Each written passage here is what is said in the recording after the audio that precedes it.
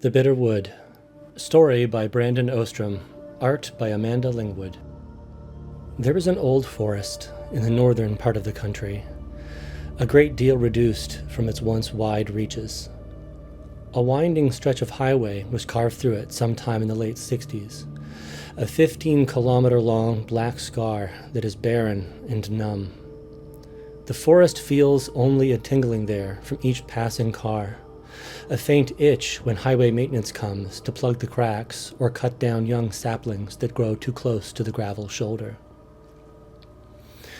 To the forest, having been around for thousands of years, at one point so large it stretched across 3 provinces long before the country they belonged to even had a name, the road is an affront. One that should be dealt with the same way it handled past human overreaches, plagues of insects, suddenly vacant hunting grounds, and outright attacks, to name a few. Unfortunately, the forest has bigger problems. It's dying.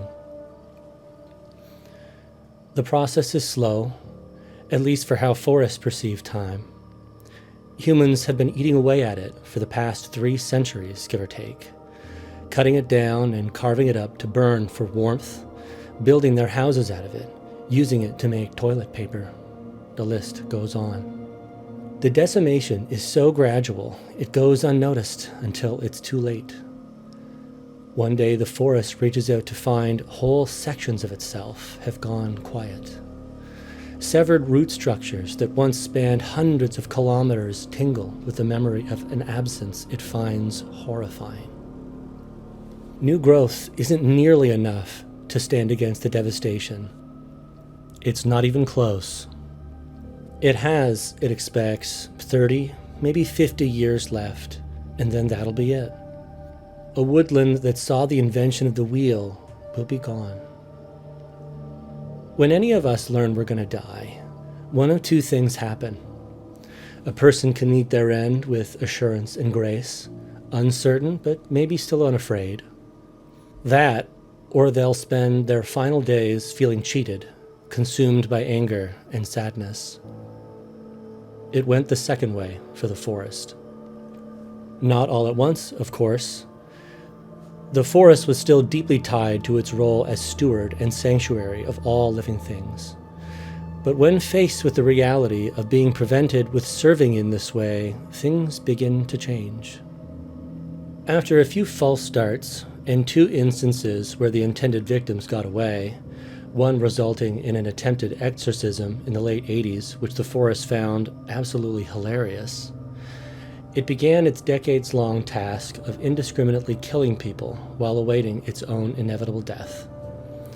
And while its past self might have recoiled in horror at this, the present-day version found that it really doesn't give a shit. Not that it kills everyone who passes through. The forest witnesses very early on what happens when even one human being goes missing. Caravans of people show up with search dogs, bullhorns, and shovels, all of them with nothing better to do than stomp around for days, digging for bodies they will never find, or shouting the name of whoever it is they can't find for hours. So, while indiscriminate, the forest is not wanton.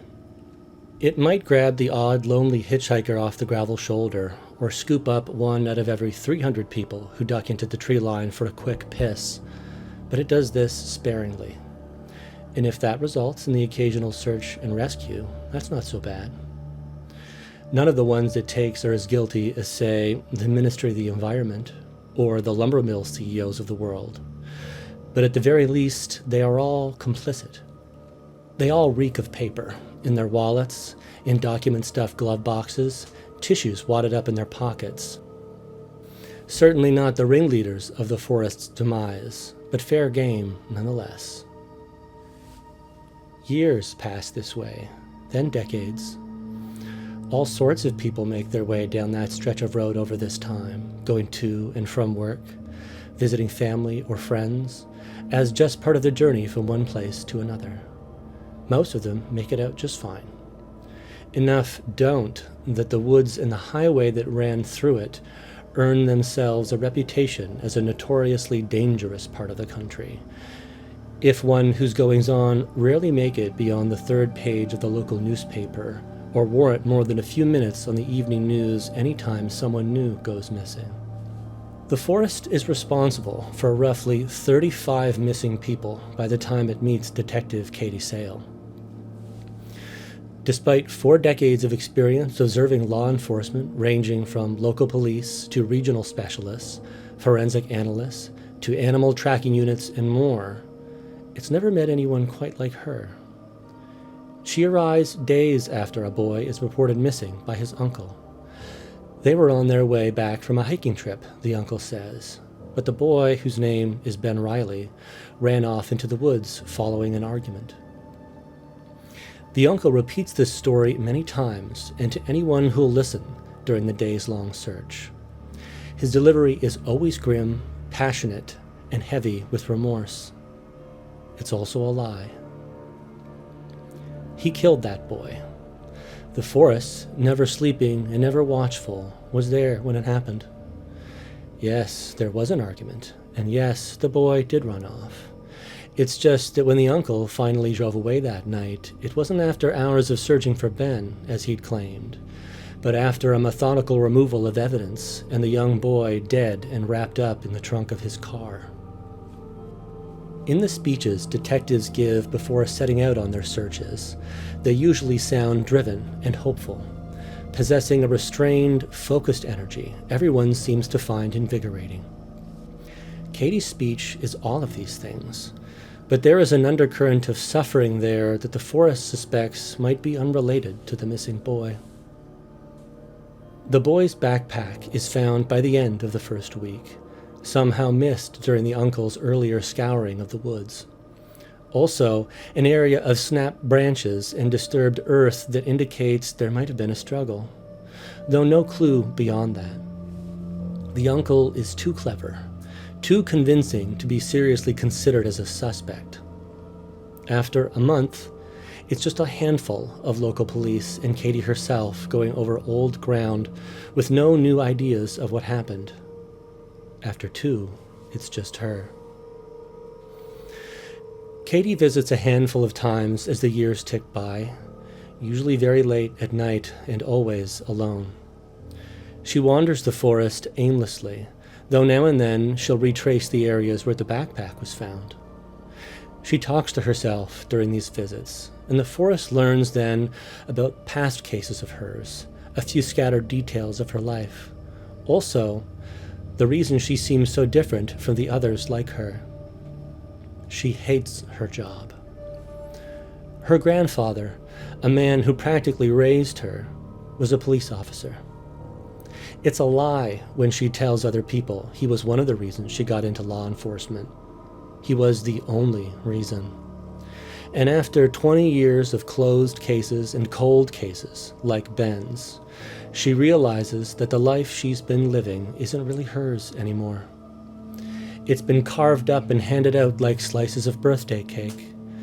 A piece to her grandfather, who's been dead most of that time, and another to her parents, who've lived in awe of her since the day she enrolled. The lion's share goes to the friends and loved ones of the missing and the dead. But there is nothing left for her. It is important work, she tells herself. Vital, necessary work. But it is not her work, or she wishes it wasn't. And the shame of admitting that to her proud parents, to her friends, to all the people she's made promises to over the years that whoever hurt their loved ones would be caught will kill her. Of course, Katie isn't nearly as alone as she imagines, and after listening to these rants, the forest realizes that they are kindred spirits. The differences between them are impossible to ignore, of course. Unlike the detective, the forest never questions its role in the world. What with it being made out of trees, it wasn't as if it had a choice. But even if it were given one, it's lived long enough and seen enough of the world and all the things living in it to know that it wouldn't have changed a thing. It's perfectly happy being what it is, except that its time is running out. And here lies their crucial similarity. where it soon wouldn't be allowed to be a forest anymore.